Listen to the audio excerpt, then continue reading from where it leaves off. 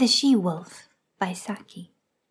Leonard Bilsiter was one of those people who have failed to find this world attractive or interesting, and who have sought compensation in an unseen world of their own experience or imagination, or invention.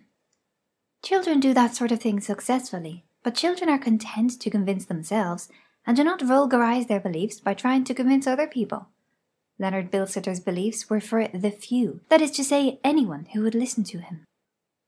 His dabblings in the unseen might not have carried him beyond the customary platitudes of the drawing-room visionary if accident had not reinforced his stock-in trade of mystical lore.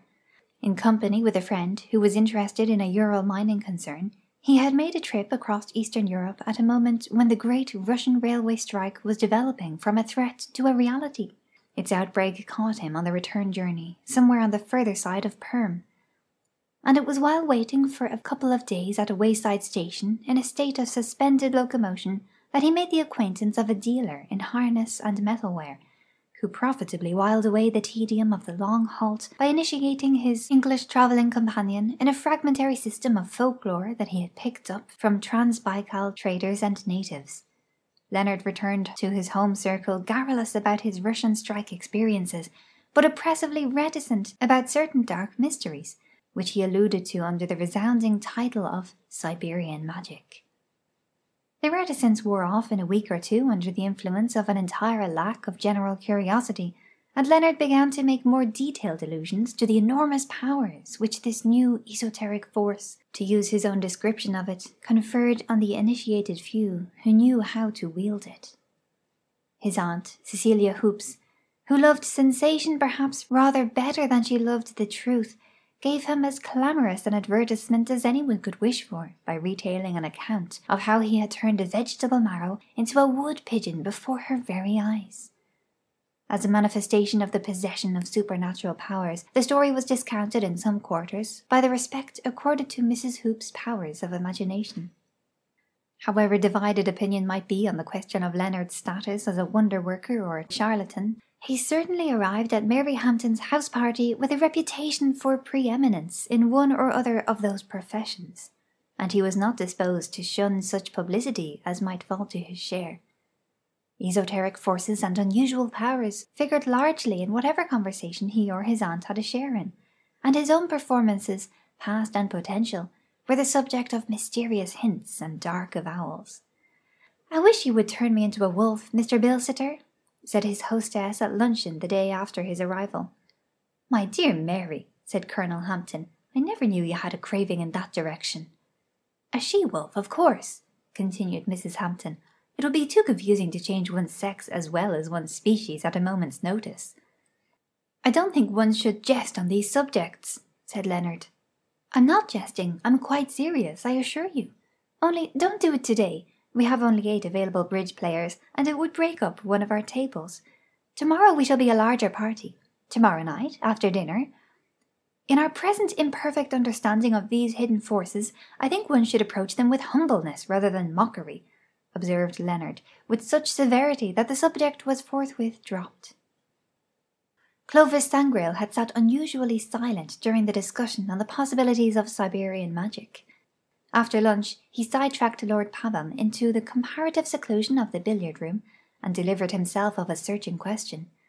"Have you such thing as a she-wolf in your collection of wild animals? A she-wolf of moderately good temper?" Lord Pabham considered. "There is Louisa," he said, "a rather fine specimen of the timber wolf. I got her 2 years ago in exchange for some Arctic foxes. Most of my animals get to be fairly tame before they've been with me very long. I can say Louisa has an angelic temper, as she-wolves go. Why do you ask?" "I was wondering whether you would lend her to me for tomorrow night," said Clovis, with the careless solicitude of one who borrows a collar stud or a tennis racket. "Tomorrow night?" "Yes, wolves are nocturnal animals, so the late hours won't hurt her," said Clovis, with the air of one who has taken everything into consideration. "One of your men could bring her over from Pabham Park after dusk, and with a little help he ought to be able to smuggle her into the conservatory at the same moment that Mary Hampton makes an unobtrusive exit." Lord Pabham stared at Clovis for a moment in pardonable bewilderment. Then his face broke into a wrinkled network of laughter. Oh, that's your game, is it? You're going to do a little Siberian magic on your own account. And is Mrs. Hampton willing to be a fellow conspirator? Mary has pledged to see me through with it, if you will guarantee Louisa's temper. I'll answer for Louisa, said Lord Pabham. By the following day the house party had swollen to larger proportions, and Bilsiter's instinct for self-advertisement expanded duly under the stimulant of an increased audience. At dinner that evening he held forth at length on the subject of unseen forces and untested powers, and his flow of impressive eloquence continued unabated while coffee was being served in the drawing-room, preparatory to a general migration to the card-room. His aunt ensured a respectful hearing for his utterances, but her sensation-loving soul hankered after something more dramatic than mere vocal demonstration. "Won't you do something to convince them of your powers, Leonard?" she pleaded. "Change something into another shape. He can, you know, if he only chooses to," she informed the company. "Oh, do," said Mavis Pellington earnestly, and her request was echoed by nearly everyone present. Even those who were not open to conviction were perfectly willing to be entertained by an exhibition of amateur conjuring. Leonard felt that something tangible was expected of him. "Has anyone present," he asked, "got a 3-penny bit or some small object of no particular value?" "You're surely not going to make coins disappear or something primitive of that sort," said Clovis contemptuously. "I think it very unkind of you not to carry out my suggestion of turning me into a wolf," said Mary Hampton, as she crossed over to the conservatory to give her macaws their usual tribute from the dessert dishes. "I have already warned you of the dangers of treating these powers in a mocking spirit," said Leonard solemnly. "I don't believe you can do it," laughed Mary provocatively from the conservatory. "I dare you to do it if you can. I defy you to turn me into a wolf." As she said this she was lost to view behind a clump of azaleas. "Mrs. Hampton," began Leonard with increased solemnity, but he got no further. A breath of chill air seemed to rush across the room, and at the same time the macaws broke forth into ear-splitting screams. "What on earth is the matter with those confounded birds, Mary?" exclaimed Colonel Hampton. At the same moment an even more piercing scream from Mavis Pellington stampeded the entire company from their seats. In various attitudes of helpless horror or instinctive defence they confronted the evil-looking grey beast that was peering at them from amid a setting of fern and azalea. Mrs. Hoops was the first to recover from the general chaos of fright and bewilderment. "Leonard!" she screamed shrilly to her nephew. "Turn it back into Mrs. Hampton at once! It may fly at us at any moment! Turn it back!" I don't know how to," faltered Leonard, who looked more scared and horrified than anyone. "What?" shouted Colonel Hampton. "You've taken the abominable liberty of turning my wife into a wolf, and now you stand there calmly and say you can't turn her back again?" To do strict justice to Leonard, calmness was not a distinguishing feature of his attitude at the moment. "I assure you I didn't turn Mrs. Hampton into a wolf. Nothing was farther from my intentions," he protested.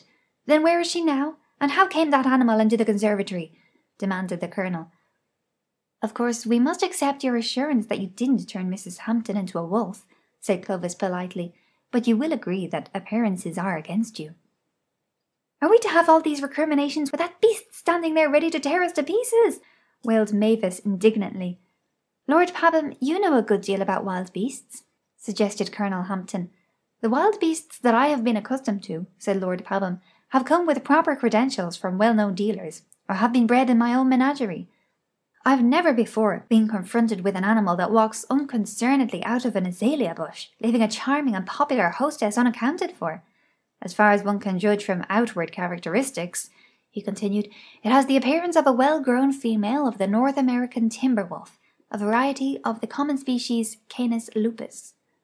"Oh, never mind its Latin name," screamed Mavis, as the beast came a step or two further into the room. "Can't you entice it away with food and shut it up where it can't do any harm?" "If it really is Mrs. Hampton, who has just had a very good dinner, I don't suppose food will appeal to it very strongly," said Clovis.